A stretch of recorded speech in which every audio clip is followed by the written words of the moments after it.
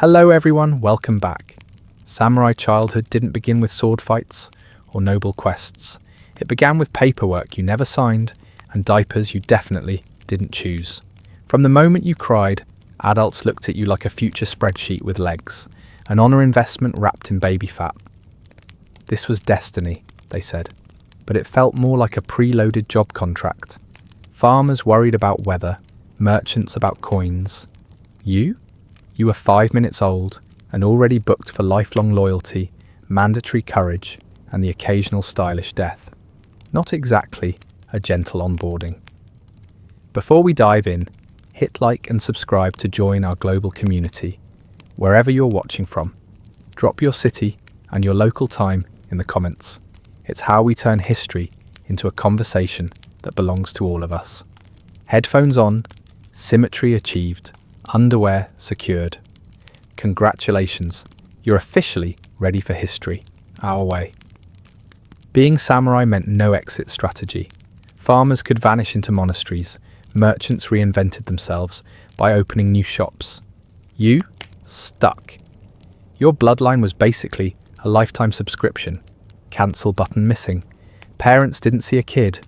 They saw a walking contract with tiny arms. Every stumble, every too loud laugh, every crooked bow, marked down like an audit. You weren't a toddler. You were a quarterly report in sandals. At home, the corrections never stopped. Posture, speech, chopsticks, even how you sat while eating rice. Every dinner felt less like mealtime and more like a pop quiz. One uncle even whispered, "He chews dishonourably." You swallowed harder after that. Playtime didn't survive either. A stick wasn't a toy, it was sword training. Running in the yard, endurance exercise. Fall over once and instead of giggles you got frowns. Clumsy. Won't look good in armour childhood joy, replaced with performance reviews. Then came the circus of identity. Names. Ordinary folks had one. You got 3. First, the baby name. Short, easy to yell across a field. Then Genpuku arrived, and boom, you got a warrior name. Later, if you wrote poems or brewed tea, you picked up an art name. 3 names, 1 kid. Neighbours joked, 3 names in 1 life. Try remembering your own birthday first. Some samurai really did forget. Records today list the same guy under 3 identities. Historians still argue if it was 3 men, or just one extremely forgetful poet with too much ink. Names carried real weight. Forget the wrong one in the wrong setting, and you didn't just embarrass yourself, you insulted everybody. It was like forgetting your Wi-Fi password, except instead of resetting it, you reset family honour. Awkward silence included. By 5, you were expected to sit still, bow properly, and never throw mud. Farmers' kids wrestled in dirt. You sat in seiza until your legs went numb, trying to look serene while internally bargaining with your knees. Don't collapse. Not in front of grandma. Every relative had notes. Too loud, too messy, too casual. Praise was rare and came with fine print. A pat on the head really meant, "Don't disgrace us next week." You weren't raised. You were peer-reviewed. And it wasn't just family. Neighbours, elders, shopkeepers, everyone added commentary. Your mistakes were basically public property. Slip once and an entire street hummed the gossip. Games turned into assessments. Laugh too long? Undisciplined. Trip during tag? Weak? Bow angle sloppy? Shameful. You weren't allowed to be yourself. You were only allowed to be potential samurai. By 10, rehearsals for adulthood kicked in. Silent sitting, pouring tea without spilling, bowing at the correct angle like your spine was on loan. Other kids chased chickens. You practiced not knocking over teacups in front of a lord. Then came Genpuku, the childhood delete button. 1 ritual and poof, no more kid. Hair shaved, clothes swapped, old name erased, shiny new one issued. Sometimes you even got adopted into another family just because politics said so. Imagine explaining that at school. "I'm someone else's kid now." You were 12. At 12, you were declared adult. No teenage limbo, no trial run, just child to adult with one haircut. Happy birthday, here's responsibility. Sometimes they gave you a sword. Symbolic, sure, but still steel, still heavy. Drop it once and congratulations. You've invented family shame's speedrun. Kids elsewhere fought over cake slices. You fought the urge not to wobble under a katana. This was the real start of samurai life. 3 names, 1 destiny, 0 freedom. From diapers to contracts, from playtime to surveillance, everything screamed the same truth. Childhood wasn't protection. It was practice. And when Genpuku arrived, childhood ended. Cue the actual game loading screen. Still awake? Good. Because childhood in samurai households didn't end with lullabies. It ended with wooden swords that could crack your skull. By the time most kids learned to balance on their own legs, samurai children were handed bokken, the wooden training swords. The word wooden makes it sound safe, like a toy. Reality check. Historical notes show bruises, broken bones, even parents writing things like, child injured, training successful. That's right, medieval Japan had the least child-friendly playdates in history. There's even a note about one unlucky boy. A strike during practice snapped his nose and nearly blinded him. Imagine explaining that at dinner. No, father, not battle, just hide and seek with a bokken. Parents didn't panic. They nodded approvingly. Good, he bleeds early. Training wasn't occasional. It was daily, like brushing your teeth, except instead of cavities you avoided dishonor. Posture drills, etiquette rehearsals, sword grip, mounted exercises. If you stumbled once, someone scolded you. Stumbled twice and a cousin whispered, maybe fit for poetry, not battle. Imagine being demoted to haiku at 7. The Genpuku ceremony waited at the end of this childhood obstacle course. Think of it as puberty, job interview, and wedding day rolled into one. Except no cake, no dancing, and definitely no free choice. At 12, you were stripped of your child identity, your hair was cut, clothes replaced, and boom, you became an adult. No teenage grace period. One day, you're a boy chasing frogs. The next, you're a man expected to stand before a daimyo without trembling. Records say some boys fainted during the ceremony. The pressure wasn't symbolic, it was physical. Sitting still for hours in formal robes while your legs cramped, head shaved, a new name announced. Try giggling? Forget it. Even blinking too much could be read as weakness. Elders stared like hawks, waiting to judge. And yes, the sword arrived. A symbolic blade, sometimes taller than the boy himself. Still heavy, still shiny, still able to make you wobble like a drunk stork. Kids elsewhere fought over pie slices. You fought gravity, praying not to drop steel in front of everyone. No pressure, just the entire family reputation balanced on your sweaty hands. Training after Genpuku only intensified. Riding horses until thighs screamed. Archery drills with bows taller than your body. Endless calligraphy because holding a brush trained the sword grip. The philosophy was simple. Every action, even pouring tea, was martial rehearsal. Parents claimed it built discipline. Kids suspected it just built back pain. And of course, mistakes became public theatre.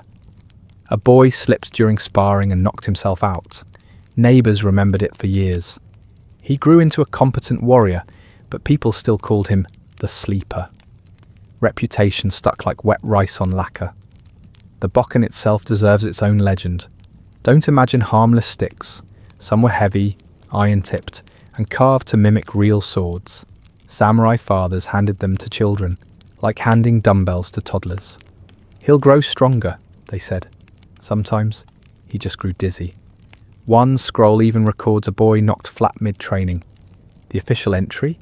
He struck, he fell, he rested. That's the whole thing, basically history's shortest nap log. No drama, no moral.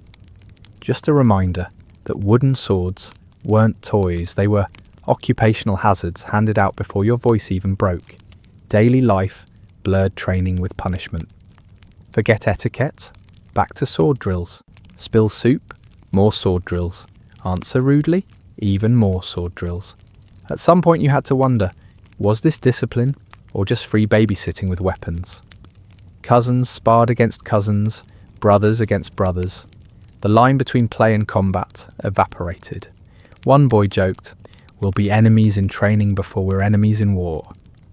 Nobody laughed, because the joke was already happening. Even play had rules. Wrestling, allowed but only if it mimicked battlefield grappling. Running games? Fine, but elders reframed it as endurance practice. A slip of laughter could be reprimanded as undisciplined spirit. The only approved childhood sound was grunting. And yes, accidents piled up. Broken fingers, chipped teeth, sprained ankles. The clan accepted it as cost of business. Better pain now than shame later, they said. Easy to say when you're not the one chewing rice with half your molars. The genpuku transformation was the cruel punchline. Childhood didn't taper off. It was guillotined. One haircut, one name change, one sword strapped to your waist. Congratulations, adulthood at 12. You weren't allowed to experiment, to find yourself, to hesitate. The system found you, branded you, and shoved you forward. Imagine being that boy. Legs numb from Caesar, stomach twisting, sword heavy, elders glaring. Outside, farmers' kids laughed in the mud. You? You were memorizing bow angles to avoid shaming 20 generations of ancestors. Childhood wasn't freedom. It was rehearsal for lifelong stress. And the biggest irony? By the time you graduated into adulthood, you already had the scars, stiff knees, and funny limp of a middle-aged uncle. Childhood hadn't protected you. It had just prepared you, mostly for more preparation. So when records say, Genpuku marks the end of childhood, don't imagine confetti or cake. Imagine a 12-year-old with sweaty palms, shaky knees, and an audience of ancestors glaring from family portraits. Childhood wasn't protection. It was performance, and the curtain never closed. A samurai wasn't recognized by speeches or shiny medals. Nope. He was recognized by the two sharp fashion accessories glued to his hip. The daisho, katana, and wakizashi wasn't just equipment. It was basically your birth certificate, your job resume, and your unpaid electricity bill rolled into one. Without it, you were just some dude in oversized pants. With it, you were a man scheduled to live dramatically, and if possible, die right on cue. Sounds glamorous, right? Picture it. Strolling through town, blades gleaming, villagers bowing, kids whispering your name, like you're the medieval version of a celebrity. Reality check. Swords don't polish themselves, and honor doesn't cover maintenance fees. The daisho was like a high-maintenance pet that ate your wallet instead of kibble. Skip one polish and your blade rusted. Skip a few more and people whispered, "That samurai must be broke." Reputation wasn't just rice or land. It was how much your sword sparkled under the sun. Enter the polishers, togishi. These guys were the true gatekeepers of samurai dignity. They could spend weeks rubbing a single blade with stones smoother than gossip and finer than flour. Their patience was legendary. Their bills, even more legendary. Hiring one could cost as much as feeding your family for months. Complaining was pointless. Because in samurai logic, a dull sword meant, I'm careless, and careless was basically dishonor. So better to eat soup so thin you could see the bottom of the bowl than risk your katana looking like it had been stirring porridge. Some warriors tried shortcuts. Oil the blade with whatever was around. Sesame oil, lamp oil, even leftover fish oil. Practical? Yes. Dignified? Number. Imagine walking into a tea ceremony and everyone sniffing the air like, wait, is honor supposed to smell like sardines? Medieval manuals never covered that scenario. The wakizashi, the shorter sidekick sword, carried its own baggage. Officially, it symbolized loyalty. Unofficially, it was the household's multi-tool, slice vegetables, wakizashi, Open a stubborn sake lid? Wakizashi. Threaten your neighbour about that rooster screaming at 5 a.m? Wakizashi again. Basically, the most overqualified kitchen gadget in history. If Amazon existed back then, customer reviews would say 5 stars. Cuts cabbage and social ties equally well. Of course, the most humiliating chapter was selling your sword. Records show it happened constantly. Drought year? Bye-bye wakizashi? Debt collectors banging on the door? Time to pawn the katana. Each sale was a public defeat, but hunger screamed louder than pride. One story tells of a low-ranking samurai who traded his wakizashi for 3 sacks of rice. His kids celebrated like it was Christmas. Neighbours whispered, "Rice today, dishonour tomorrow." He shrugged, chewed and thought, rice fills bellies, honour fills poetry books. And poetry doesn't taste very good boiled. And even if you kept your swords, costs piled up. You needed racks, cleaning cloths, carrying cases. Forget one, and people noticed. Picture a samurai strolling into his lord's hall with a katana wrapped in an old towel. Everyone would cough politely and then call him the Towel Warrior behind his back. Nicknames like that stuck longer than battle scars. Training didn't always save money either. Wooden swords, or bokken, were supposed to prevent expensive damage, but bokken weren't harmless. Records mention a boy killed during practice when someone swung too hard. Imagine explaining that. "Sorry, sir, your heir was defeated by pine wood."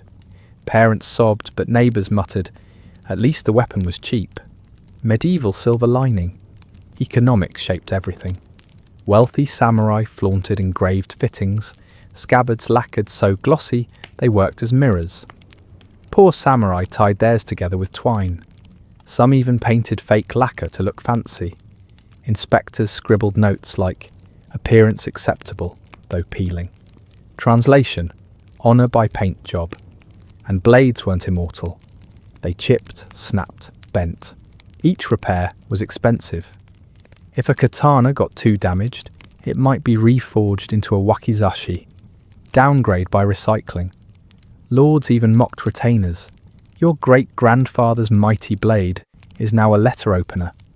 The retainer bowed politely, while inside his brain screamed, "And I still can't afford next month's polisher bill." By law, samurai had to carry both swords in public. Forgetting one wasn't casual, it was suspicious. Guards would ask, "Where's your wakizashi?"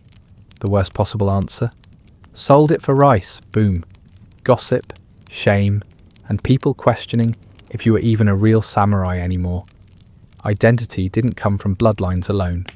It was literally 2 sharp pieces of steel that had to shine like new. Of course, people joked about it.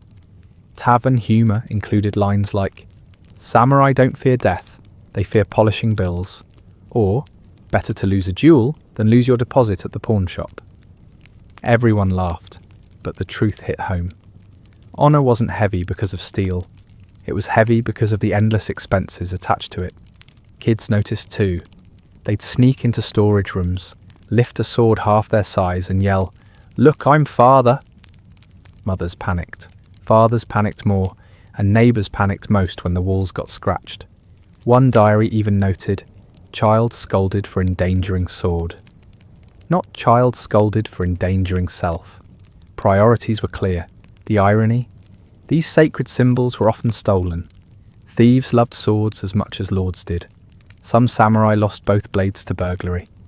Imagine explaining that at work. "My daisho was borrowed."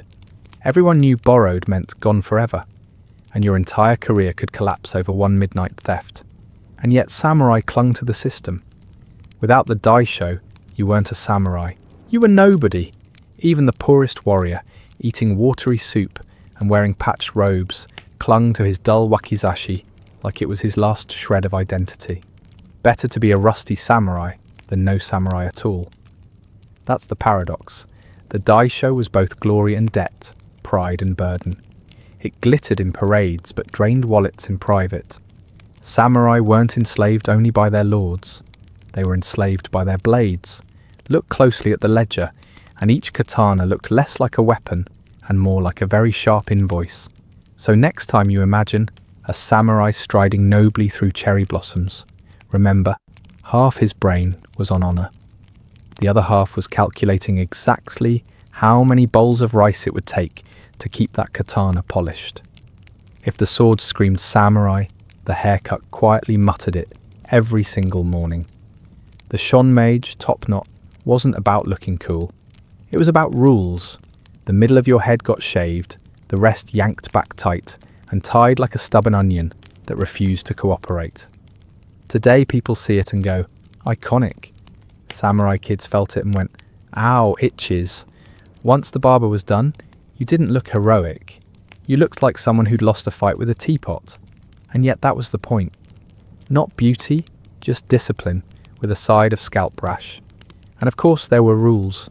Too loose, disgrace. Too messy, lazy. Too polished, vain. Basically, your head was Yelp reviewed every morning. The sweet spot was somewhere between respectable warrior and guy who lost a bet with a monk. Achieving that balance took time, which is why records mention servants fixing their lord's hair like emergency room doctors, armed with combs and hair oil. Clothes came with the same stress. Samurai didn't just wear kimono, they wore expectations. Sleeves wide enough to catch arrows. Hakama trousers stiff enough to look serious, but loose enough not to explode when you knelt for the 500th bow of the week. Every fold screamed your rank louder than your resume. Farmers wore mud, merchants wore coins. Samurai wore rules stitched into fabric. And silk wasn't exactly falling off trees. Wardrobes demanded constant repairs, re-dyeing and patching. A frayed collar basically shouted, "This guy is broke." A faded sleeve whispered, "Negligent." Imagine being judged not for your sword skills, but for the shade of your indigo. Honor literally ran on colour palettes. One diary even mentioned samurai wives sneaking in midnight dye jobs, basically acting like ninja fashion designers, patching up family pride. Then came the tea ceremony. Outsiders imagine it as calming. Steaming bowls, graceful hands, peaceful silence. For samurai, it was just another anxiety exam. Spill one drop? Shame. Hold the cup wrong? Dishonor. Blink too much? Suspicious. A man could charge arrows without flinching, but tremble at the thought of tilting sugar into tea at the wrong angle. This wasn't refreshment. It was a performance where everyone silently judged you like awkward dinner theatre. And yes, not all rituals were majestic.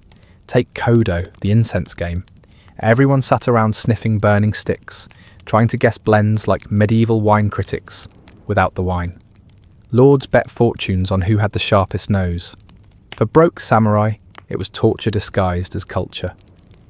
Picture yourself starving while pretending to detect hints of plum in a smoky room. Guess wrong, you lose honor.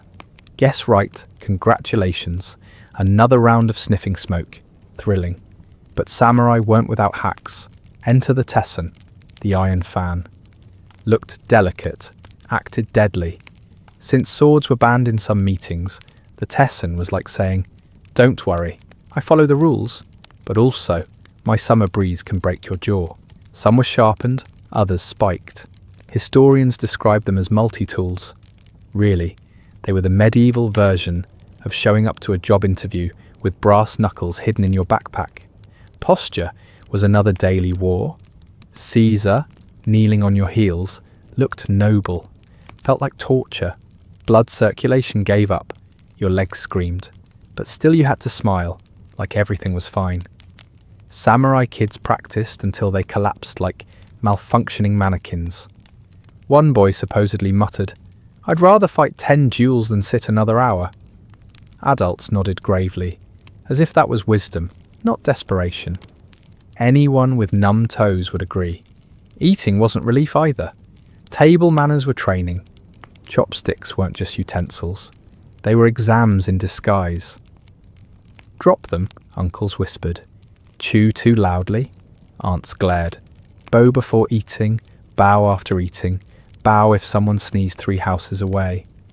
By dessert, you'd bowed more times than you chewed.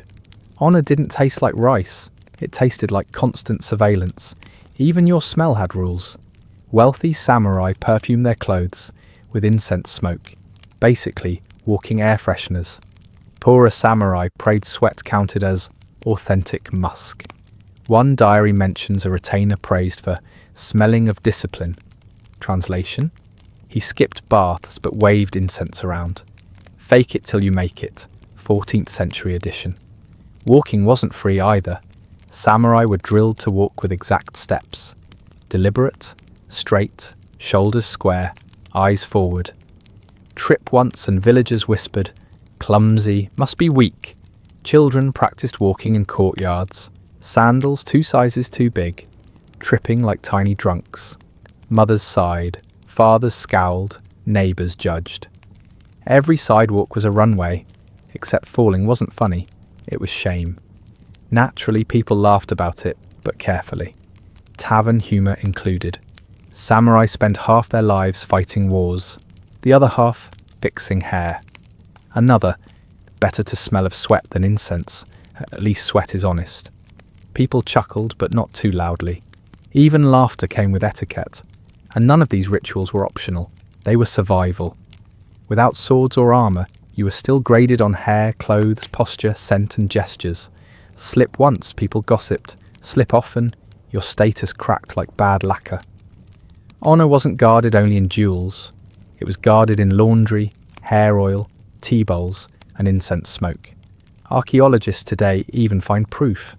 Burned incense boxes, cracked tea bowls stained from nervous hands, iron fans with dents suspiciously shaped like skulls. Each artifact tells less about war and more about daily grind. Samurai didn't just fight enemies, they fought dandruff, leg cramps, clumsy tea rituals, and judgmental neighbours.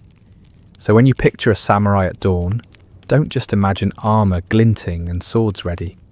Picture a guy kneeling awkwardly, scalp itching from his top knot, silk sleeves checked for stains, a fan hidden in his sleeve, a teacup shaking in his sweaty hand, incense in his nose, and family pride balancing on his posture.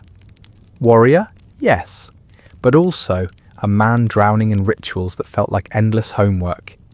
And once you nailed all that, your reward wasn't battle glory, it was paperwork, politics, endless errands for your lord. Honour looked noble on scrolls, but up close it was just exhausting. Your first assignment as a samurai wasn't heroic. It was administrative with a side of stage fright. Lords didn't hand you banners and armies. They handed you a piece of paper, pointed at a door, and said, "Go represent us." Suddenly you weren't a warrior. You were customer service in silk. The assignment could be anything. Collect taxes from villagers, escort a letter to the next province, sit in on a meeting, and nod in the right places. Sometimes you guarded a gate for 8 hours straight while nothing happened. The armour itched, the sun baked, and peasants walked past without looking. Heroism felt less like battle cries and more like checking IDs at a medieval nightclub. Expectations, however, were sky high. Every bow, every phrase, every decision was watched. A slip of etiquette could stain your clan's name faster than any lost duel. One story tells of a young retainer who spilled tea during his first council meeting. The tea was hot, but the silence was hotter. He wasn't punished with lashes. He was punished with smirks that followed him for months. Identity itself could change overnight. Adoption wasn't scandal. It was strategy. If your lord needed a successor for another family, you might be handed over like paperwork. One day you were Kenji, son of Ito.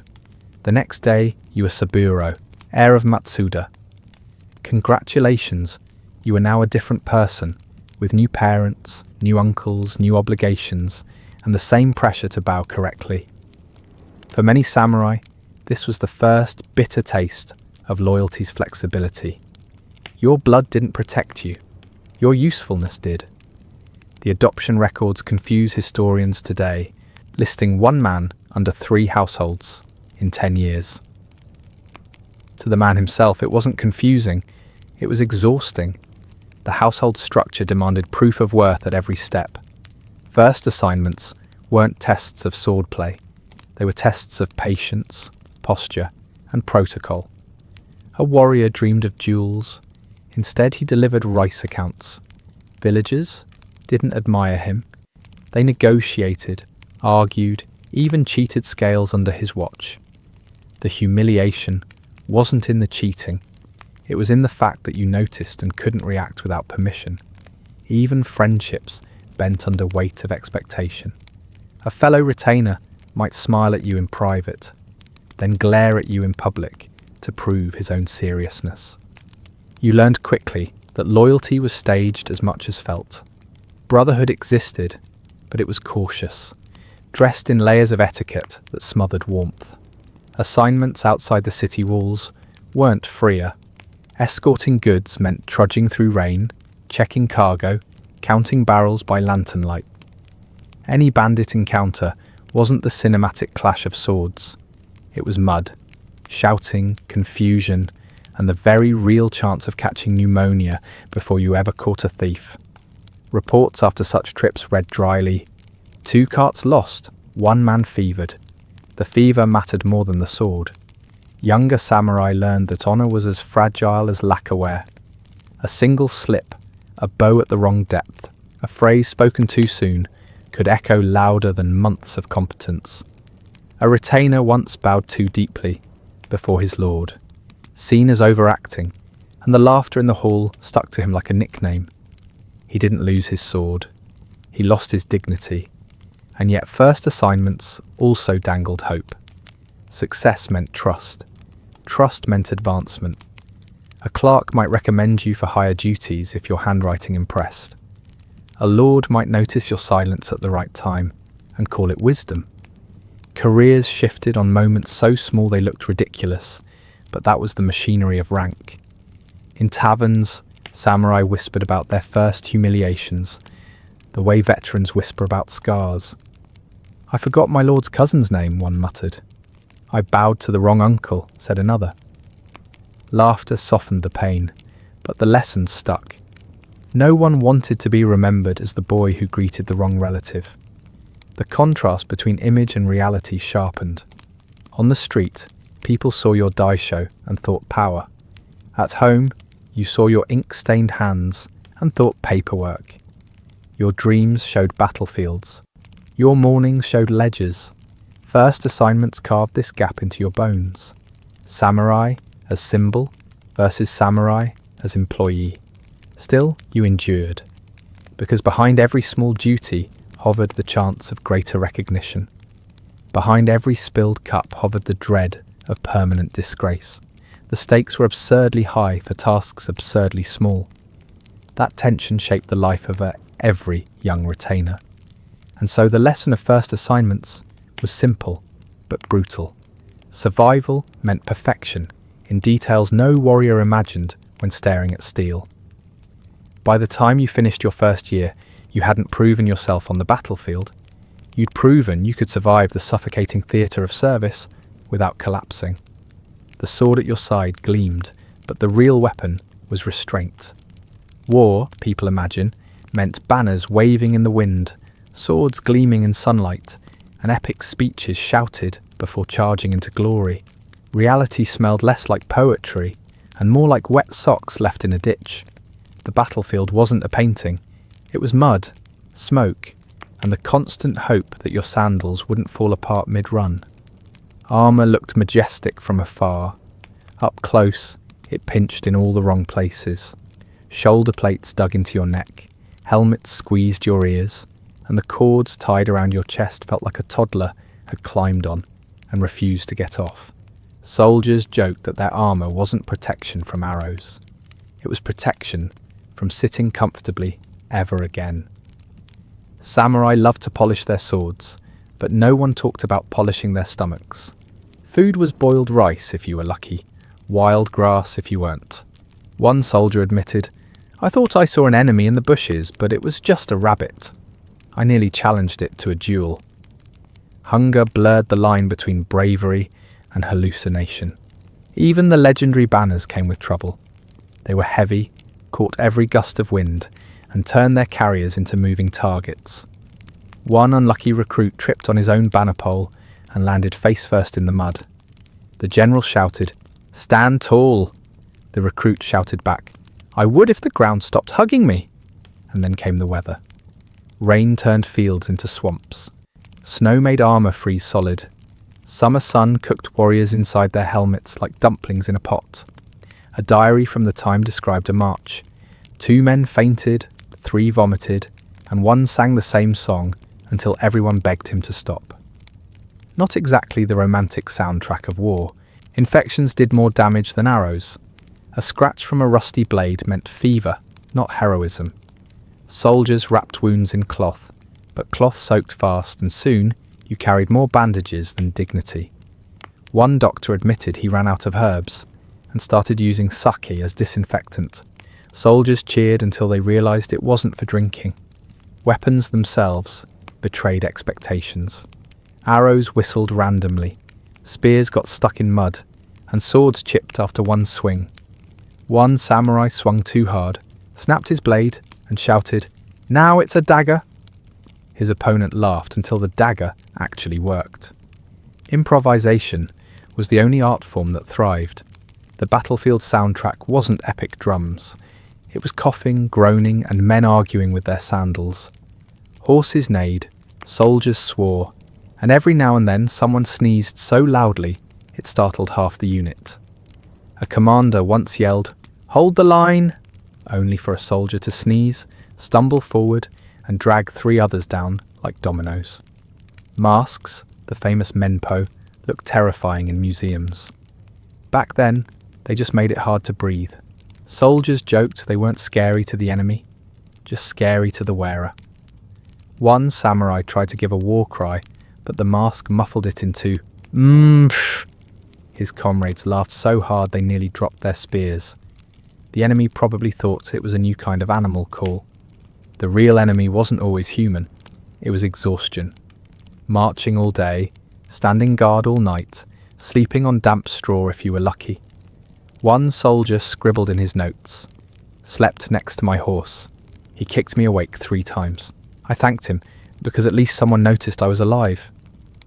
Campfires brought little relief. Smoke stung the eyes, sparks burned holes in robes, and every meal tasted like ash. Still, soldiers clung to the ritual.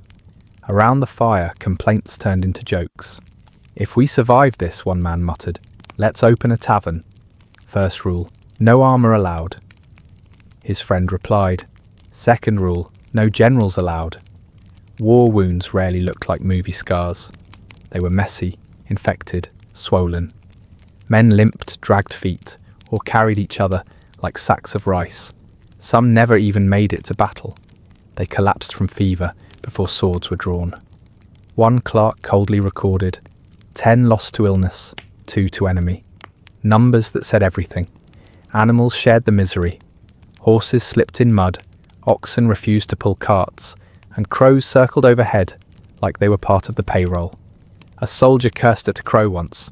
"Stop watching me," the crow cawed back. The soldier muttered, "Fine, bet you last longer than I do." Morale clearly was fragile. Despite all this, orders kept coming. Leaders barked commands, with the confidence of men standing far away from arrows. "Advance!" they cried. "Into what?" soldiers whispered. Sometimes advancing meant splashing knee-deep into freezing rivers. One recruit slipped, swallowed half the stream, and emerged shivering. "I call this water training."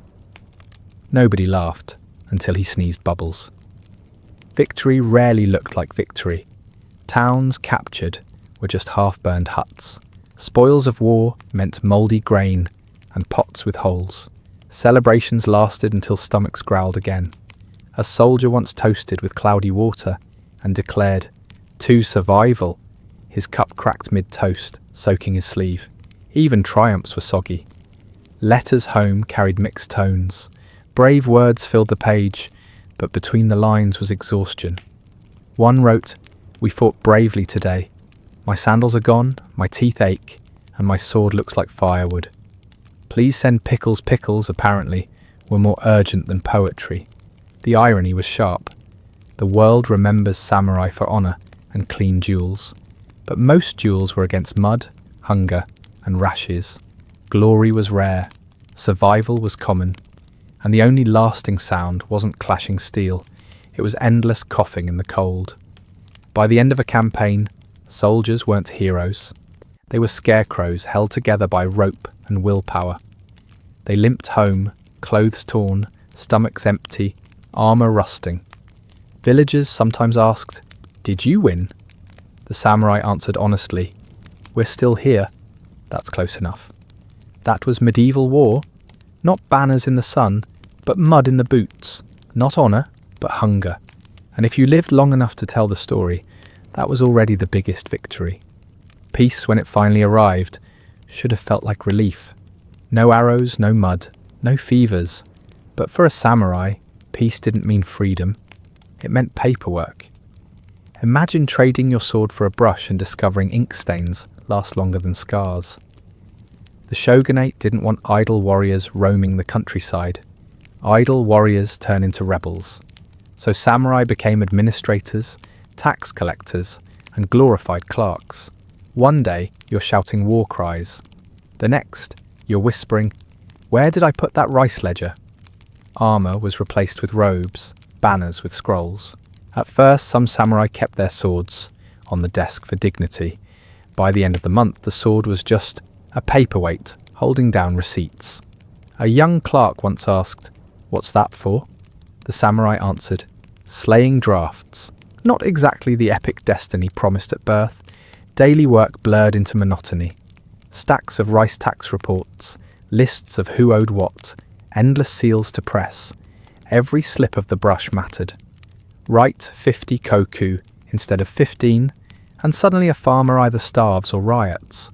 One veteran admitted, "I feared ink more than arrows." Supervisors didn't help. A daimyo's steward would hover, breathing down your neck, muttering, "Neater strokes, more formal lines." One clerk complained, "I went to bed hearing brush scratches in my head." Sleep paralysis, but bureaucratic. Humour crept in the cracks. Colleagues joked, "We should duel with brushes." Another replied, "I'd lose, I still spill ink on my lap." Someone once dropped a scroll into a brazier. The official note reads, "Document lost to fire." The gossip version, Yamada tried cooking taxes for dinner. Meetings became the new battlefields. Council halls filled with men arguing about rice storage, bridge repairs, or whether peasants cheated on measurements. Voices rose, tempers flared, and the only casualty was patience. One samurai whispered mid-debate, "In war, at least enemies shut up when you cut them." His neighbour nearly choked on tea. The irony cut deep. Samurai were raised to fight. Instead, they became middle managers of a rice economy. Letters home sounded embarrassed. One read, "Father, I collect millet debts now. Please don't haunt me." Honour didn't vanish, but it learned to balance accounts. Peace brought strange assignments. Some were ordered to inspect dams, others to oversee road repairs. One unlucky samurai was tasked with counting trees. He reported 300 pines, 200 oaks, and one squirrel that attacked me. The squirrel note was crossed out later by a very serious clerk. Farmers despised these inspections. To them, the samurai was just another tacksman with sharper shoes. "You never fought in the fields," one farmer grumbled, "but you still take our rice." Samurai hated it too. Being feared with swords was one thing. Being cursed behind your back for paperwork was another. The rhythm of bureaucracy shaped everything. Morning. Roll call, brush dipped, seals pressed. Afternoon. Reports read aloud until eyelids drooped. Evening. Copying lists by candlelight until wax melted onto robes. One man sighed. "I went blind not from battle, but from staring at numbers." And still, expectations never eased. You were supposed to write beautifully, bow perfectly, and obey politely. Even when nothing happened, appearances mattered. One clerk scrawled in the margin, "I'm dying of boredom." His supervisor circled it and wrote, "Redo," proof that even misery required neat handwriting. Rumours spread that some samurai started side hustles just to stay sane. One composed poetry during ledger breaks. Another carved tiny swords from leftover bamboo slips. Someone tried to sketch cartoons mocking the daimyo. When discovered, he was reassigned to road duty. Punishment by potholes. Tea ceremony became a corporate meeting tool. Disputes over taxes paused while men knelt, poured and sipped with exaggerated calm. Samurai confessed later, "I spilled twice, but no one noticed because everyone else was asleep." The tea cooled, the arguments reignited, and nothing really changed. Even illness had its paperwork. Miss a day and forms piled up demanding explanations. One sick samurai croaked, "I can fight fever but not bureaucracy." His superior replied, "Submit in triplicate." The man nearly fainted again. The sword, meanwhile, collected dust. Maintenance still cost money, but it rarely left the scabbard. Togishi polished blades nobody drew. Families pawned wakizashi to buy candles for night work. At dinners, wives muttered, "You promised honour." Instead, you brought invoices hard to argue with soup, too thin to hide disappointment. Gossip filled the gaps. In taverns, samurai whispered, "Which is worse, bleeding in mud or drowning in ink?" Someone answered, "Mud washes off." Laughter echoed, bittersweet. Even wine tasted of rice ledgers. And yet, this life continued for decades. Children grew up seeing fathers hunched over scrolls, not swords. Stories of duels sounded like bedtime tales, unbelievable next to stacks of taxes. A boy once asked, "Did you ever fight?" The father sighed. "Yes, my enemy was paper. What peace gave in safety, it stole in spirit." Samurai learned that boredom wounds differently. Honor wasn't lost, it was repurposed. Loyalty meant stamping seals, not charging with banners, and the glory of the sword shrank into the quiet scratch of a brush. So when the day ended and lamps went out, samurai lay awake, not fearing enemies, but deadlines. Sleep came slow, haunted by unfinished ledgers. War had noise, peace had silence. Both, it turned out, were exhausting. Obligation had a name, Sankin Kotai. Every daimyo had to maintain two lives, one in Edo, one at home. For the samurai serving under them, it meant packing bags more often than fighting. Imagine being loyal, not just with your sword, but with your travel receipts. The rule was brutal in its simplicity. Lords had to spend alternate years in Edo, leaving families behind as insurance. It kept daimyo obedient and samurai constantly on the move. Roads filled with parades of retainers, banners fluttering, armour polished. From far away, it looked glorious. Up close, it smelled like blisters, sweat, and rice gone sour in travel sacks. Costs piled up fast. Maintaining a household in Edo and another back home drained coffers like a leaking bucket. Salaries were counted in koku of rice, not in silver, which meant food security without liquidity. You could feed 100 mouths, but couldn't pay a single in-bill. One frustrated retainer muttered, "I'm drowning in rice, but the landlord doesn't accept soup." Travel itself became comedy. Some samurai stumbled in straw sandals, tripping over loose straps. A young recruit once face-planted into a puddle, banner still proudly upright. His comrades helped him up, and one whispered, "At least the flag didn't surrender." The story followed him for years. Every checkpoint demanded paperwork. Permits, seals, official greetings. Clerks scribbled faster than horses trotted. One record notes, "Journey delayed, documents missing." Translation, "Someone forgot the stamp." The soldiers groaned, unpacked, and waited while a messenger sprinted back 2 towns. Nothing killed martial spirit like bureaucracy and sandals. At inns, the spectacle repeated. Lords occupied grand rooms. Samurai squeezed into crowded quarters. Mats lined wall to wall. Snores turned into competitive sport. One man insisted, "I slept well." His neighbour replied, "That's because you caused half the noise." Punches flew. Quiet ones, because walls were thin. Money shortages pushed samurai into awkward choices. Selling heirlooms was humiliating, but common. a wakizashi pawned for travel expenses, a helmet traded for 3 months' rent. Market gossip spread fast. See that family? They sold their sword for rice. Honor didn't vanish overnight. It dripped away, one pawn ticket at a time. Side hustles bloomed in shadows. Some samurai secretly invested in trade despite official bans. A few acted as silent partners for merchants, collecting discreet profits. Others composed poetry for wealthy patrons, selling verses under art names. One old warrior admitted, "I fought in 2 wars. Now I fight to sell calligraphy." His handwriting was shaky, but buyers loved the novelty. Debt collectors became the true enemy. Records tell of samurai avoiding main streets to dodge creditors. One comic tale survives. A retainer ducked into a tea house to escape a lender, only to find the lender already sipping tea inside. They stared, then pretended to admire the decor until someone coughed. The samurai bolted out the back door, dignity left behind. Wives bore the heaviest burden.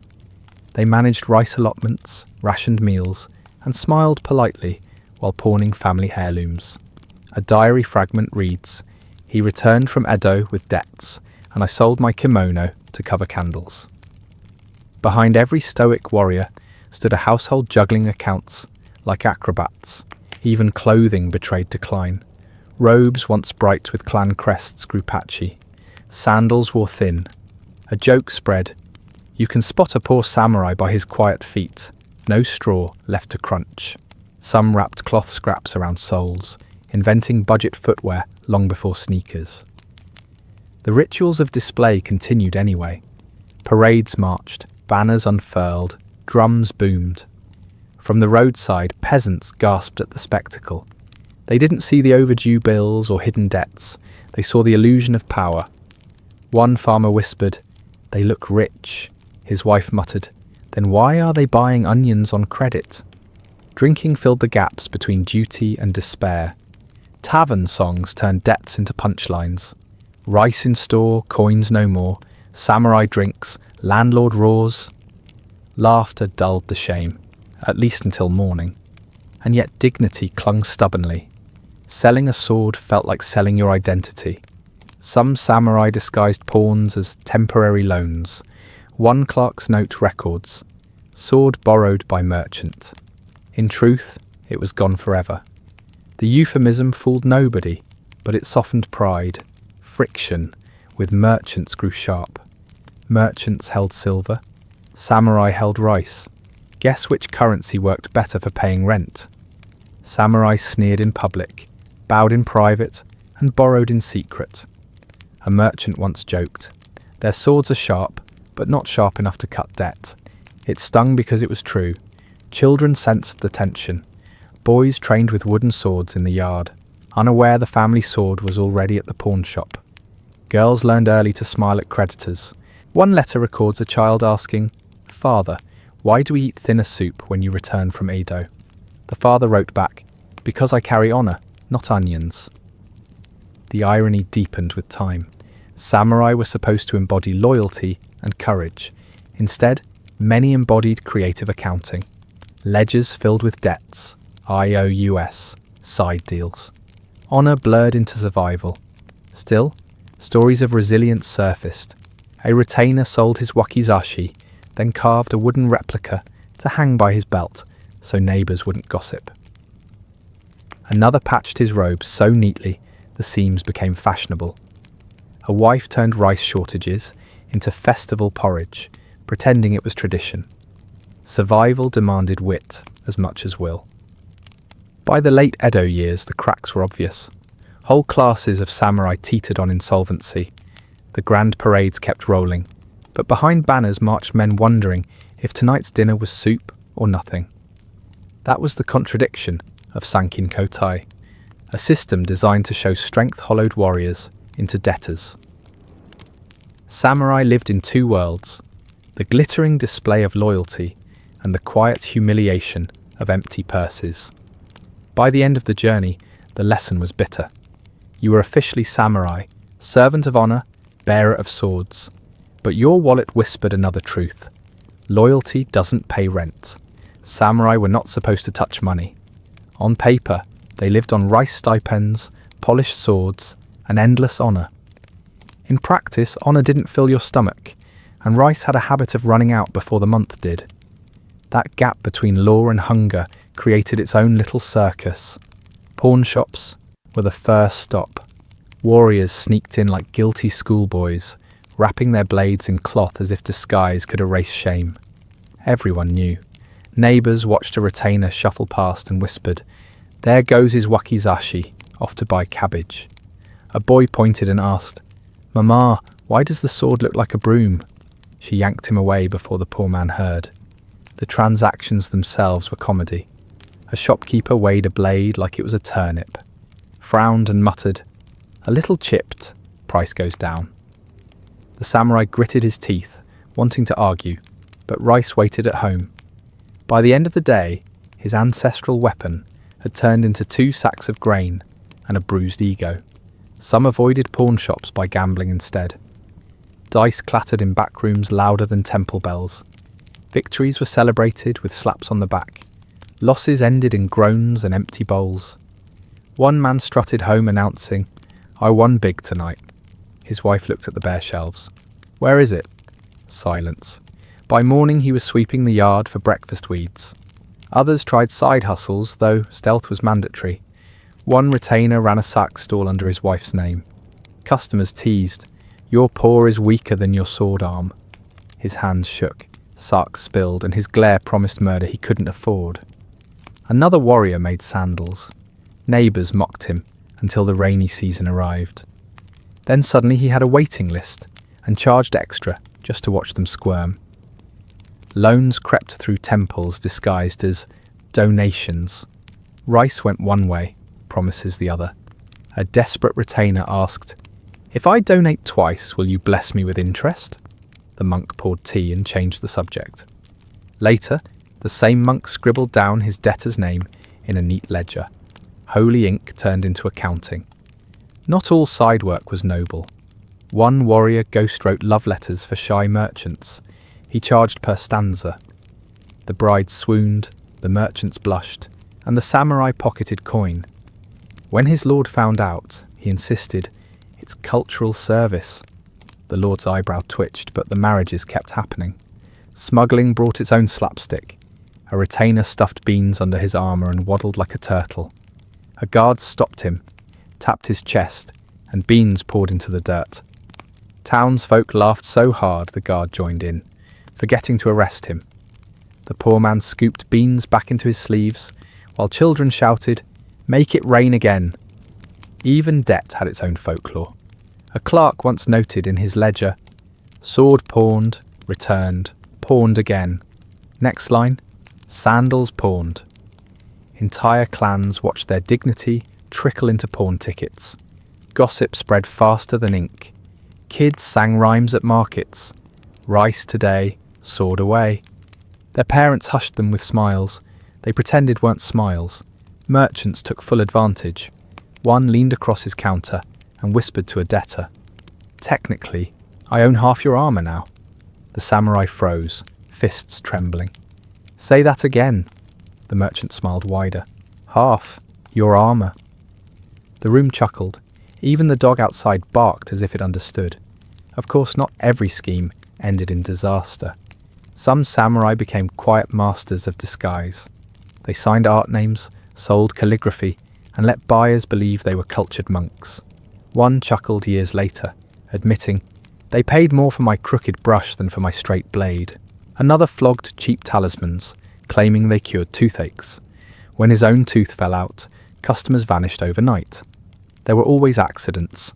A retainer carrying rice sacks slipped on wet stones and rolled through the street, scattering grain like confetti.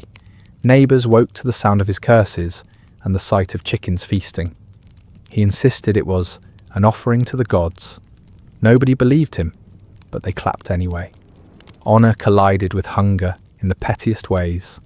A samurai swaggered into a fish stall and declared, "I'll pay later." The merchant crossed his arms. Fish doesn't wait. After 5 minutes of staring, the samurai sighed and produced coin. Behind him, Two farmers snickered. It was a duel fought with purses, and he lost. The underground economy didn't appear in official records, but everyone lived in it. Merchants winked, pawnbrokers kept ledgers fatter than clan histories, and samurai scurried between stalls, hoping their lord wouldn't stroll past. Each transaction chipped away at the myth of steel and replaced it with the reality of debt slips and spilled beans. On the surface, the samurai image gleamed. Beneath it, life was patched together with pawns, loans, and side hustles. They kept marching with swords, but everyone in town knew the truth. Half the time, those blades had already been traded for rice. Samurai life wasn't all swords and shouting. Sometimes, it was sitting still for 3 hours, staring at a teacup. Welcome to the refined side of Bushido. Ceremonies, poetry, and sniffing sticks of incense while pretending to be wise. The tea ceremony looked elegant in paintings. A quiet room, steam curling from a bowl, the host moving like every muscle had a script. In reality, knees screaming from sitting in Sizer, tea so bitter it made your face twitch, and a host glaring at you if your bow was 2 degrees off. One young samurai whispered once, "I think the tea hates me." His friend muttered back, "No, it hates us all." They still had to drink it. Guests weren't there for flavour. They were there for status. Tea bowls weren't just bowls. They were relics, passed down, insured with more paperwork than a horse. Drop one, and you weren't just clumsy, you were socially bankrupt. Records show lords gifting each other cracked bowls, calling them wabi-sabi treasures. A junior samurai probably thought, "My rice bowl has cracks too. Should I auction it?" Sadly, no. His bowl was just broken. Poetry was another battlefield. Men who could slice an opponent in half had to slice syllables into perfect haiku. One record shows a warrior fumbling with verses about plum blossoms, while his comrades teased, "Write one about sore knees instead." He tried, "Knees in agony, plum blossoms fall without care, pass the cushion please." It didn't win awards, but it did get a laugh. Sometimes poetry meetings went wrong. A samurai recited a solemn verse about death, only for his sword scabbard to clatter loudly on the floor. The audience gasped, thinking it was symbolic. He just wanted to crawl under the mat. Reputation points, -1. Then came Kodo, the incense game. Imagine a room full of elite warriors, each sniffing wood smoke like wine tasters.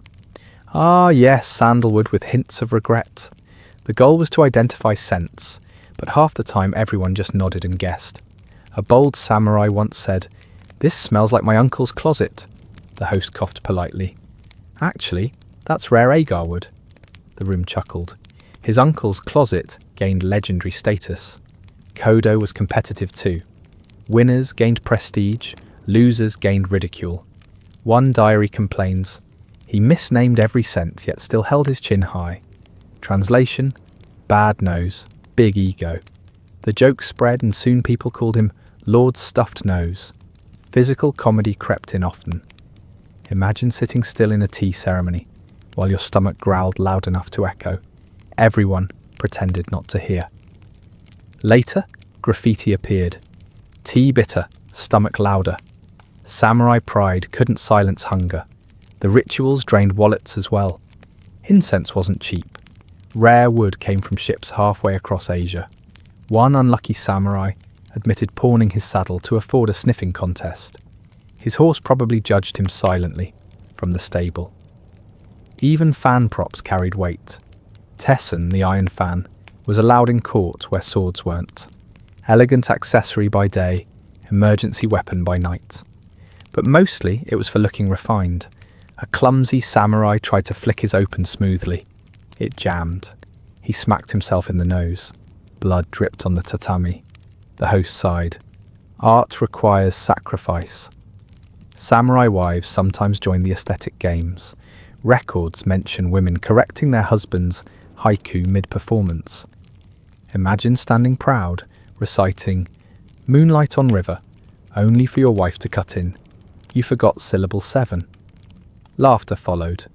Honor took a vacation. The awkward part. Many didn't even like these rituals. Letters survive of men writing, "I long for war, not poetry." But with peace in Edo, war was cancelled.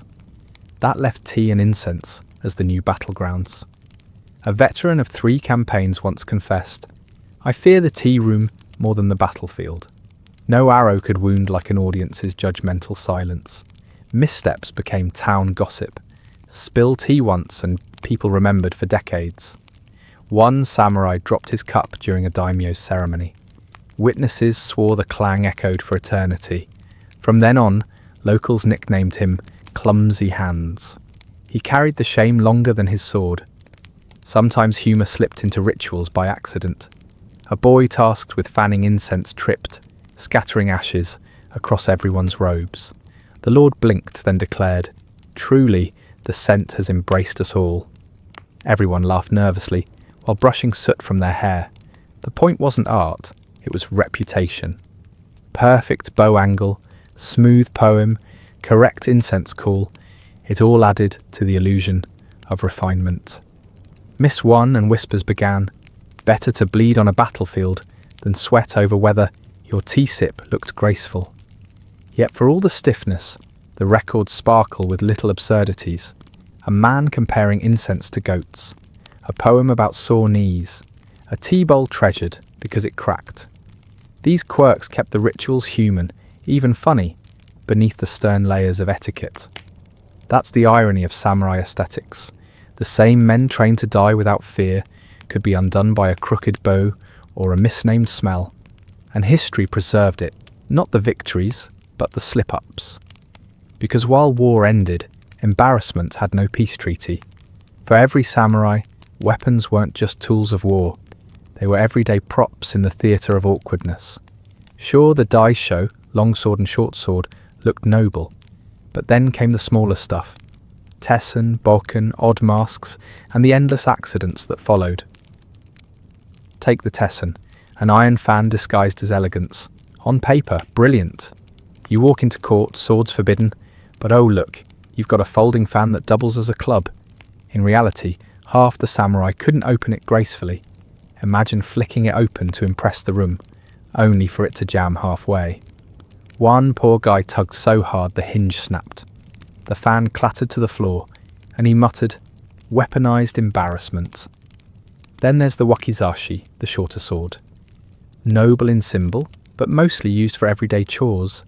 Cutting food, opening packages, occasionally chasing chickens out of the yard. One farmer swore he saw a samurai slicing bamboo and muttering, "Cheaper than buying scissors." Great warrior, terrible shopper. Bokken, the wooden practice sword, was supposed to be safe. Supposed to. Records note real injuries from training. Imagine kids swinging heavy sticks at each other with adult enthusiasm, but zero technique.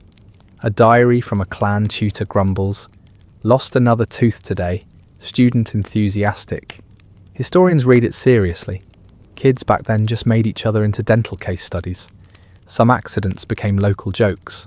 One trainee swung his bokken so wildly, he hit a lantern. Flames leapt, elders screamed, and the boy froze like a statue. Later, graffiti appeared. Strong against candles, weak against targets. That stuck as his nickname. Armour accessories brought comedy too. Enter the menpo, the face mask. Intimidating on the battlefield.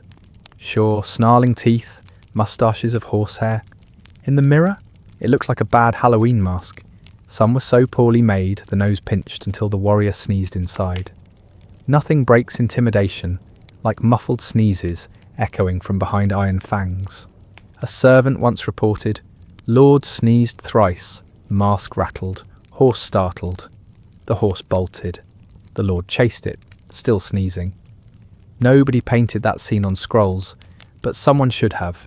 Everyday tools blurred lines between lethal and ridiculous. A fan could crack a skull.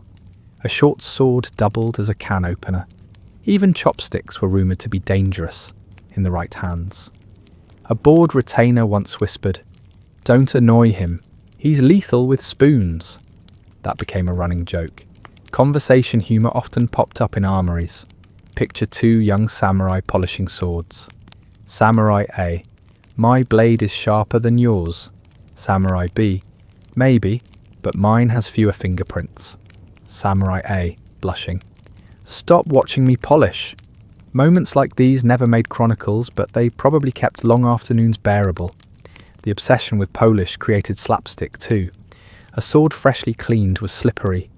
One unlucky youth dropped his katana mid-bow. It skidded across the mat like a runaway fish. Everyone froze. He crawled after it on all fours, dignity left behind. Even footwear betrayed warriors. Wooden gaiter clogs weren't ideal for sprinting. A story survives of a guard chasing a thief, only for his sandal strapped to snap. He face-planted in the mud, while the thief yelled, "Buy better shoes." Local kids repeated the line for weeks. Not all comedy came from mistakes. Sometimes it was built in. A Tesson duel once ended not in victory, but in both fans snapping simultaneously. The fighters stood there holding broken handles, trying to look serious while the crowd giggled. The referee sighed. Draw. History calls it inconclusive. Locals probably called it slapstick theatre. Cultural quirks added layers. Samurai had to bow while carrying two swords, which meant awkward choreography. One clumsy bow, and the hilts clacked against the floor, making noises like a dropped pot. Servants outside the hall reportedly giggled, calling it samurai percussion. Masks, too, created unplanned comedy. Some designs had tiny holes for breathing. In summer heat, wearers fainted mid-parade. Officials rushed to fan them, while villagers whispered, "The mask is scarier off than on." Even mess kits had drama. Soldiers carried lacquered lunchboxes, meant to look refined, but lacquer chips off. One note in a supply record reads, 3 bowls ruined, sat on them. Imagine being remembered in history for breaking your own lunch gear with your butt. Despite the dignity expected, humour seeped everywhere. The tools were serious, but people were human. A polished sword reflected your face at the worst possible times. A mask sneezed, a fan jammed, a wooden sandal betrayed your sprint, and neighbours turned each slip into gossip that lasted longer than victories. That's the paradox. Samurai culture worshipped symbols, but those same symbols betrayed them.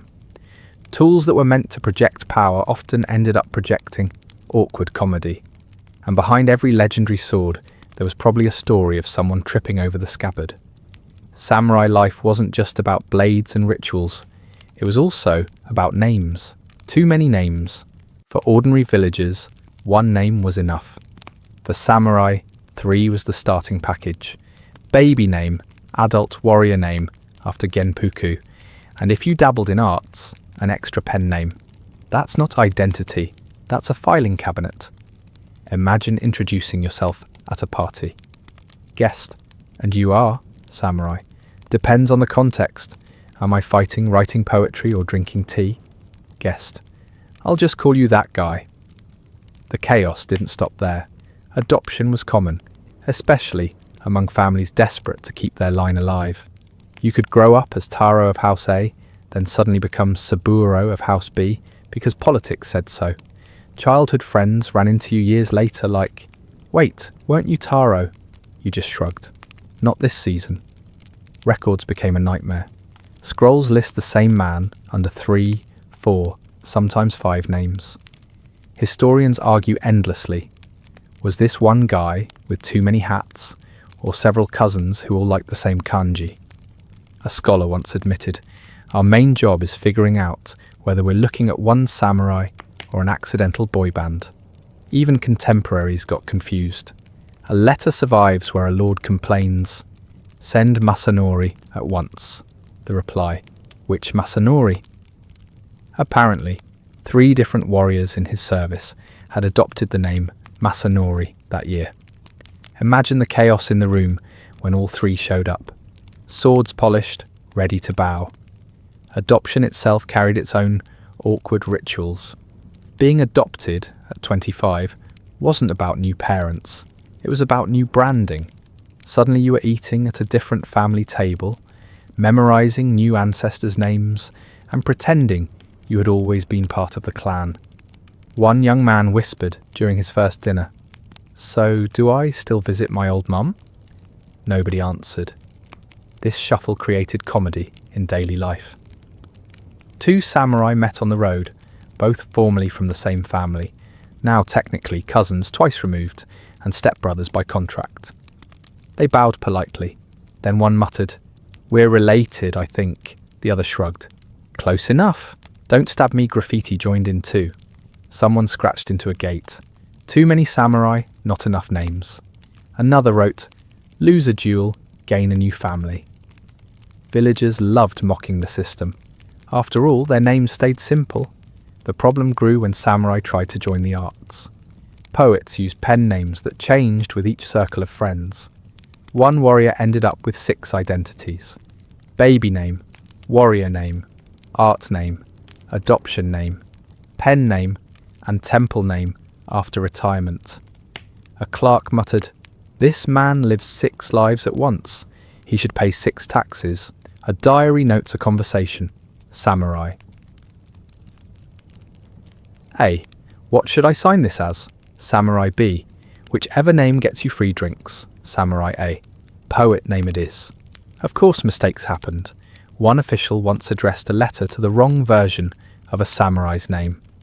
The warrior arrived offended, declaring, "That's not me anymore." The official snapped, "Then stop changing like the seasons."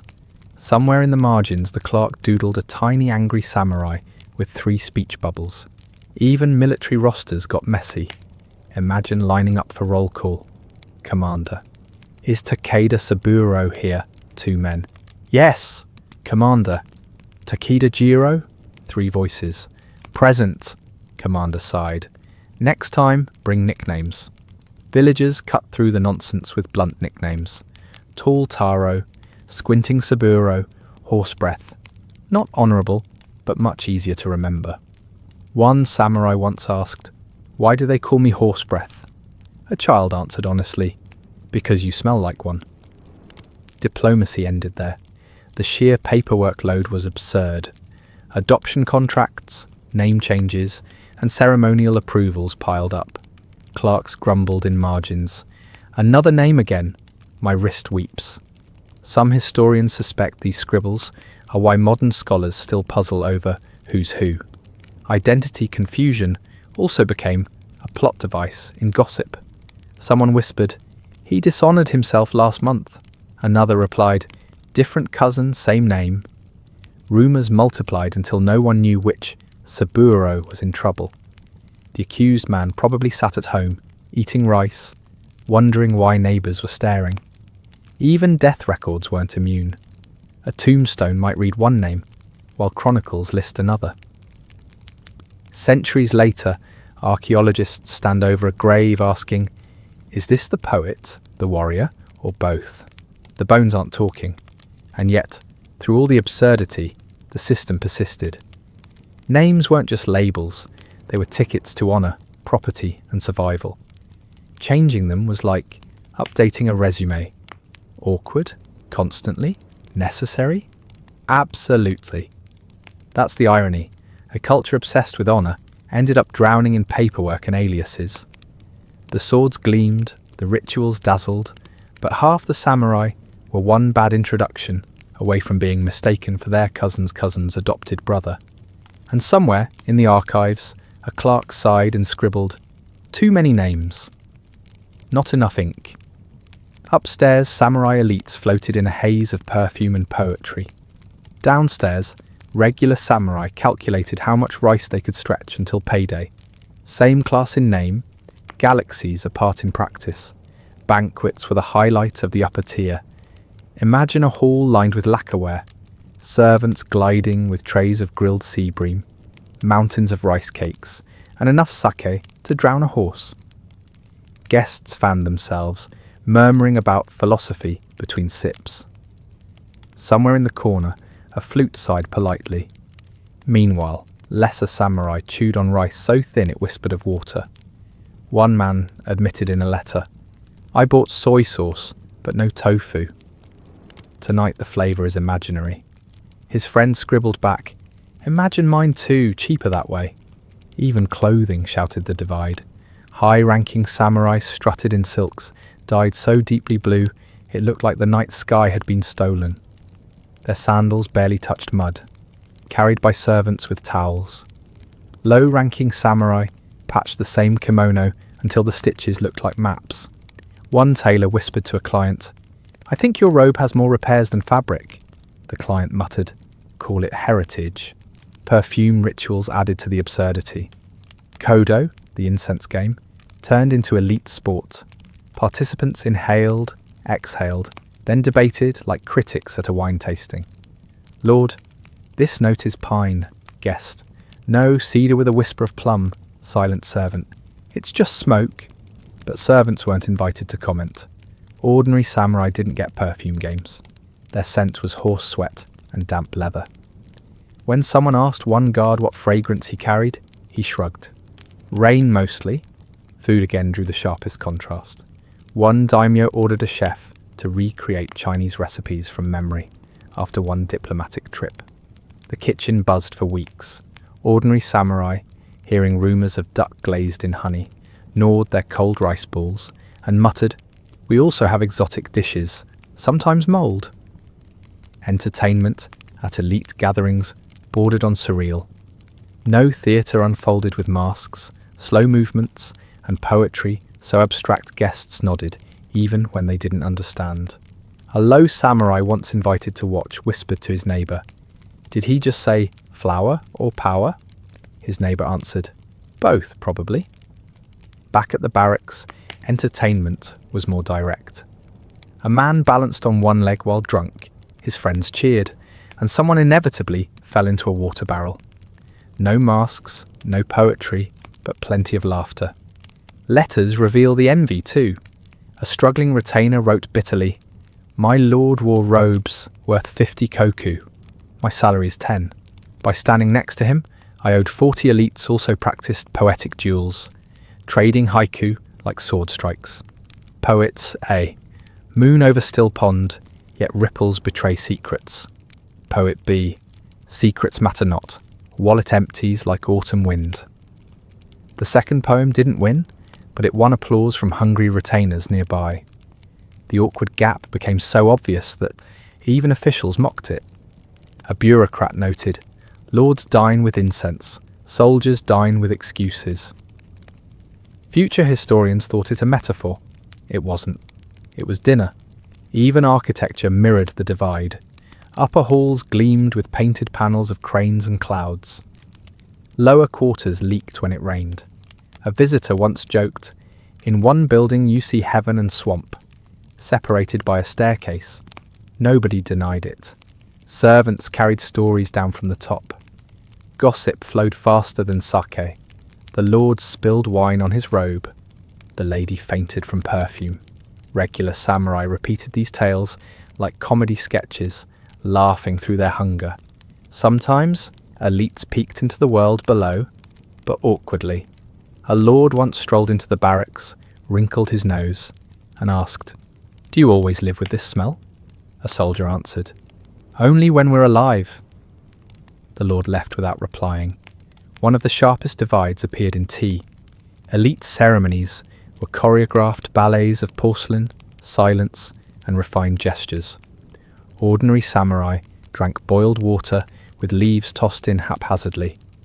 A guest once complained, "This tea is bitter."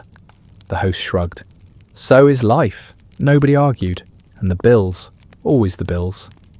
Elites bankrupted provinces for gold thread robes. Retainers pawned swords for rice. In one ironic twist, a poor samurai sold his wakizashi to a merchant, only to see the same blade paraded at an elite party as decoration. He muttered, "I could have been the entertainment." The gap wasn't hidden, it was flaunted. Lords reminded followers constantly, "See my silk, see your rags, remember your place." The reminder wasn't necessary. The dinner table already screamed it. Yet despite the cruelty, there was comedy in survival. Low-ranking samurai invented nicknames for luxury. A bowl of plain rice became festival stew. A cracked cup became imperial chalice. It wasn't wealth, but it was wit. That's the irony of samurai society. Honor was supposed to unite the class. Instead, perfume, robes, and rice bowls split it apart. Upstairs, candles burned late into the night over poetry. Downstairs, someone cursed the rain dripping through the roof. And somewhere in the archive, a clerk noted, "Expenses, silk robe, 5 gold coins. Retainers pay, 1 coin, no metaphor, just math." Samurai men strutted in public with swords rattling at their sides. But back home, women carried reputations sharper than any katana. A husband's honour was a loud performance. A wife's honour was quiet maintenance. Both could kill you if you slipped. The household was a stage of its own. Men faced duels and war. Women faced gossiping neighbours, nosy in-laws, and endless rules about how rice should be cooked. A lord might forgive a soldier for breaking formation. He would not forgive his wife if her sleeves dragged in tea. Daughters were raised on the same diet of duty, just flavoured differently. At age 5, they learned how to bow without creasing robes.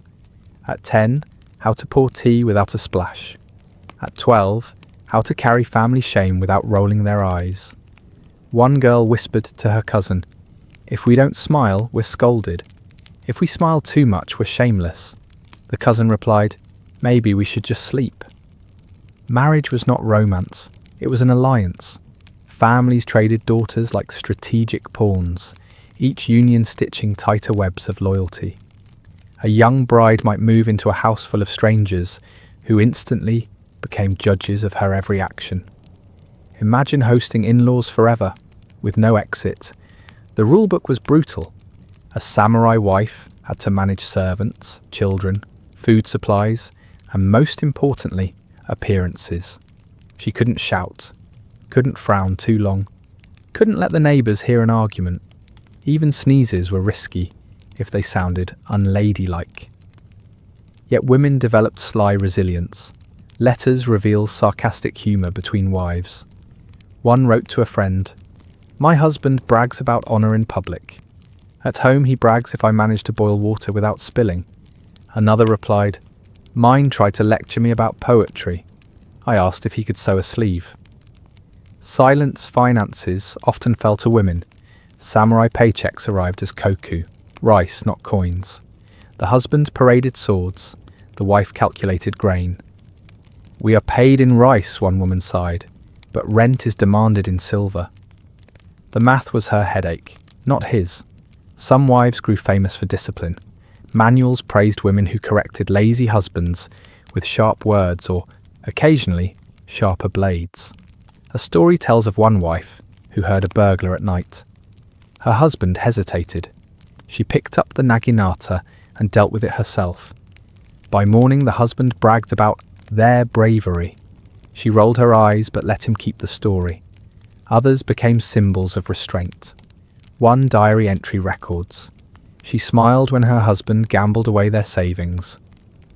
Later, she wept while fixing his robe. Historians note this as an example of patience. Realistically, it was survival. Children absorbed the pressure too. Sons were raised for war. Daughters were raised for marriage. A girl practicing calligraphy once wrote her own opinion in the margins. "Why only marry? Can I fight?" The page was blotted out by elders, but the ink lingered. Samurai women also bore the quiet terror of shame. If a husband failed publicly, wives were scorned as though they sharpened the sword wrong. Neighbours whispered, "His blade broke because her rice was undercooked." Illogical, but logic was optional in gossip. Occasionally, women pushed back with humour. A wife asked her husband why he needed 2 swords at dinner. He replied, "A samurai never parts from them." She muttered, "Perhaps 1 sword, then 1 spoon." He didn't laugh, but the servants did. Festivals gave women rare visibility. They dressed in layered silks, painted faces, and carried themselves like living emblems of their clan. Strangers admired them, whispered, gossiped. Every step was both parade and audition. Behind the silk, many women muttered the same thought: "Don't trip, don't trip, don't trip." Training wasn't only domestic. Some learned martial skills. archery, naginata, dagger defense. Not always for glory, often just in case the house caught fire or enemies broke through. Manuals instructed, if your husband falls, you must defend the gate. One cynical wife wrote in her notes, I would defend the rice first. The balance between silence and strength created contradictions. One moment, a wife bowed politely to guests. The next, she was calculating how to hide debts before creditors arrived. If the family failed, it was her disgrace. If it succeeded, it was her husband's achievement. Even art became obligation. Women painted, wrote poems, or practiced tea, but not for leisure.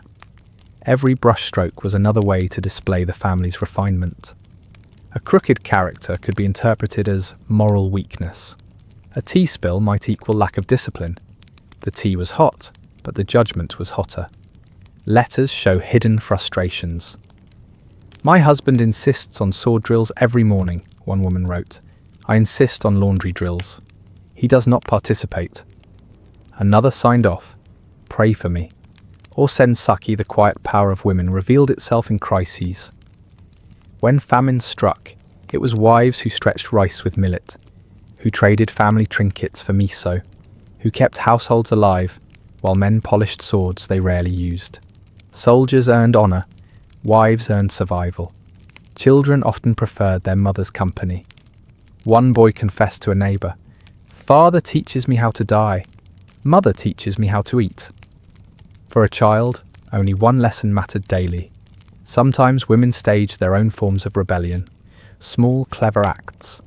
A wife irritated with her husband's late-night sulk forgot to wake him for early drills. Another salted his rice just a bit too much. Tiny victories, invisible to chronicles, but cherished privately. The harshest burden came in widowhood. A samurai's death often left the wife with debts, children, and reputation to guard. Some remarried into other clans, erasing their names like smudges. Others took vows as Buddhist nuns, trading robes for silence. Either way, they disappeared from records faster than their husbands' swords rusted. Behind every polished helmet in a museum, a woman once scrubbed stains from the lining. Behind every scroll of poetry, a wife once reheated cold rice while her husband recited. Samurai society celebrated men as symbols of honor, but it was women who kept the fragile machinery running, often with a bitter smile and a hidden ledger. That's the irony. Samurai men carried swords in daylight. Samurai women carried the family at night, and nobody carved their names into history for it. When the Meiji government decided samurai should cut their hair, it wasn't framed as, please modernize. It sounded more like, we've purchased embarrassment for you. That top knot, the shonmage, was more than a hairstyle. It was a billboard announcing rank, loyalty, and how many combs you could afford. Snip it off, and suddenly you looked like an unemployed uncle at a wedding. Barbers became accidental executioners of tradition. One man sat in the chair, trembling, muttering, please make it quick. The barber replied, I'm not cutting a head, just hair. The samurai sighed. Feels the same. Each strand hit the floor like another ancestor, rolling his eyes. The law itself carried strange timing. Imagine centuries of sword-bearing honor. Then one government notice, effective immediately, your head will be lighter. Farmers chuckled, merchants grinned, and samurai households shut their doors so neighbours wouldn't see the awkward, half-shaved phase. One wife whispered, don't go outside. You look like a radish that lost its leaves. Public reactions were merciless. Children pointed, whispering, where's his knot? Teenagers snickered. He looks like us now. Even dogs tilted their heads. Losing the knot meant losing the aura, like superheroes without capes. A samurai who once carried himself with solemn gravity now shuffled down the street, looking like a rice broker. And then came the uniforms. Western jackets, stiff collars, shoes that squeaked louder than the wearers. Tailors struggled. One samurai ordered boots 2 sizes too big. When he tried to march, he clomped like a horse with indigestion. Is this progress? He muttered. His friend answered, "At least your feet are modern." The sword ban hit next. Imagine being told, "The dice show, symbol of your soul, is now contraband." Samurai stored them in closets, under futons, even traded them quietly to pawnbrokers. One clerk noted, "Sword sold, payment in rice sacks." Another scribbled, "Scabbard kept for umbrella." Nothing humbles a warrior like rain protection. Reputation crumbled in daily exchanges. A shopkeeper once refused to haggle with a samurai, smirking, "Without a sword, you're just a man with opinions." The samurai clenched his fists, but realised fists weren't taxable assets. He paid full price, muttering into his empty coin pouch. Family life shifted too. Children asked awkward questions. "Father, why don't you wear the knot?" Some replied with dignity. Times change. Others snapped, "Eat your rice." Wives patched old robes into jackets to mimic Western cuts. One woman sighed, "At least now the laundry folds easier." One ex-samurai, bald from age, claimed he had complied with the law early. Another tied a fake knot from straw, strolling proudly until rain dissolved it. Villagers laughed so hard the man joined them. Better a clown than invisible. But not all adapted. Some clung to ritual, wearing swords secretly indoors. One diary entry reveals, "Practiced drawing blade before mirror, though mirror cracked." A household servant wrote, "Master keeps bowing to reflection, scaring children." The stage of honour shrank to private performances no one applauded. Economically, decline sharpened. Without stipends, former samurai took odd jobs, teaching, clerking, even guarding warehouses. A farmer remarked, "He used to guard the Lord. Now he guards beans." Beans didn't complain, but neither did they bow. Resentment brewed. Some samurai muttered that the West brought machines, steam and shame. Others half enjoyed small freedoms. No longer marching in the rain, no longer answering to lords. Yet pride kept cracking. A man once tripped in new leather shoes and whispered, "This is why swords balanced better." The crowd agreed silently. Shoes were treacherous. Historians later wrote of the humiliation of hair. Locals just called it Awkward Tuesday. A grandmother remembered the day her son returned home, without a knot. She blinked, then asked, "Who are you visiting?" He answered, "Mother, it's me." She gasped, "No, my son had honour on his head." Even funerals changed tone. Without top knots, samurai heads lay plain in the coffin. No sign of rank. Neighbours whispered, "He looks like a carpenter." Death didn't restore the symbol. Ashes carried no knots. Still, not everything was loss. Some former samurai leaned into reinvention. They opened schools, wrote poetry, ran inns. One man advertised, "Stay at my inn, run by someone who used to kill for a living." Guests laughed, then stayed anyway. Hospitality plus honour, unbeatable combination. Others went abroad learning English, wearing hats so wide they knocked over teacups. Letters home brimmed with pride. "I ate beef with fork." Relatives read aloud, confused. "What's a fork?" Progress trickled back one steak at a time, and yet nostalgia haunted taverns. Drunks sang, "Once we had knots, now we have hats." Off-key but heartfelt. One stumbled up, waving his cup. "At least hats block the rain."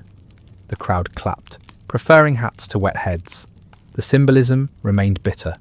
Samurai culture had preached that hair and sword were life itself.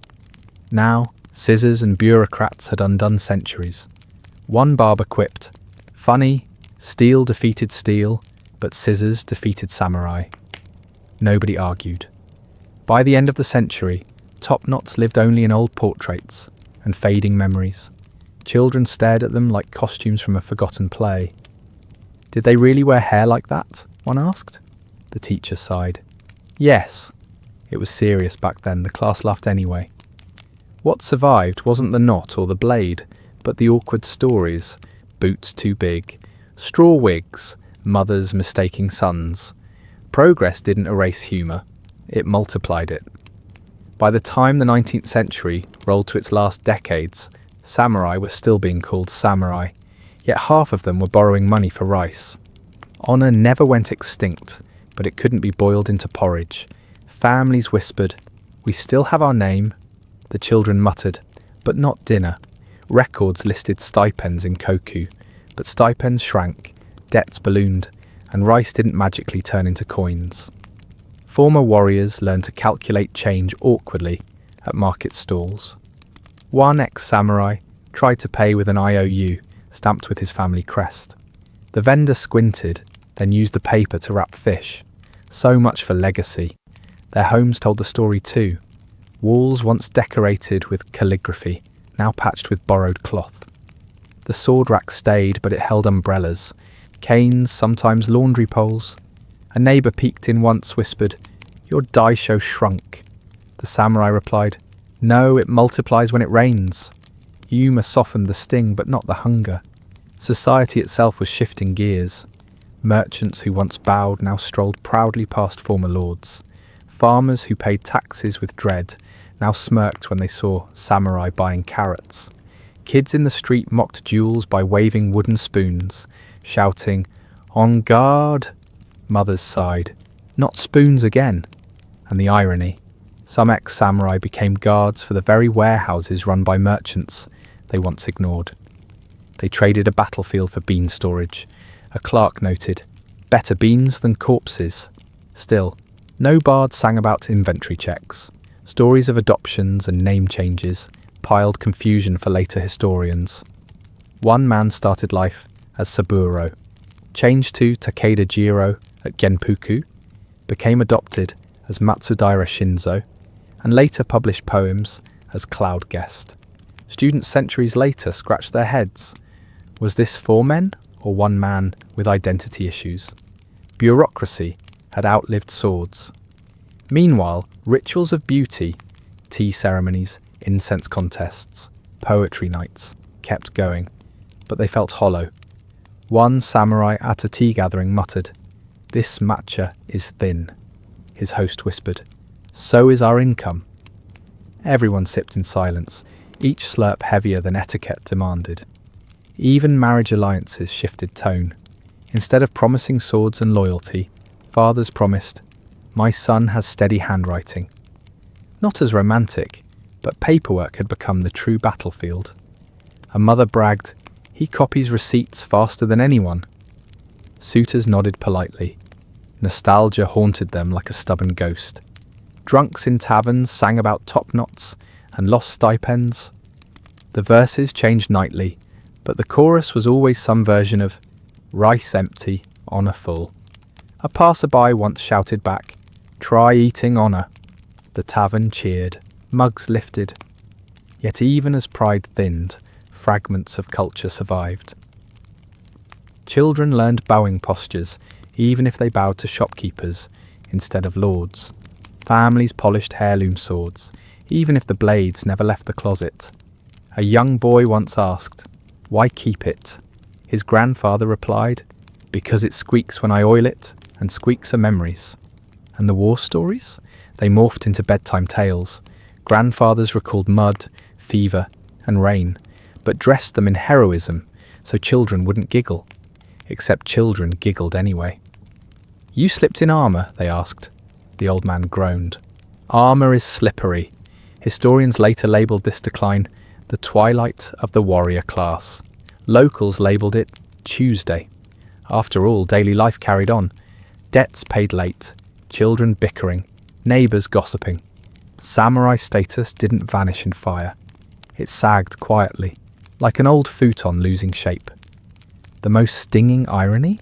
Samurai were still invoked in proverbs, paintings, and patriotic speeches, while actual samurai polished shoes, taught calligraphy, or filed petitions in government offices. Honour lived louder in posters than in kitchens. By the early 20th century, descendants still wore the title samurai family, but they did so while chasing factory jobs or teaching arithmetic. The daisho no longer jingled at their sides. Instead, abacuses clicked, pencils scratched.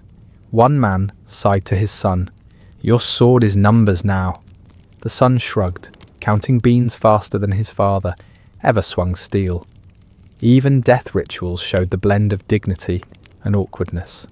Coffins bore family crests proudly, but neighbours whispered, didn't they sell their wakizashi? Pride was wood deep. Stomachs were empty. The final legacy wasn't glorious jewels or noble oaths. It was paperwork, gossip, patched clothes, and swords turned umbrellas. It was names multiplied beyond recognition, debts written in ink darker than poetry, and rituals turned survival routines. A popular saying spread, you may still be called samurai, but your belly stays hungry. It stuck because it rang true.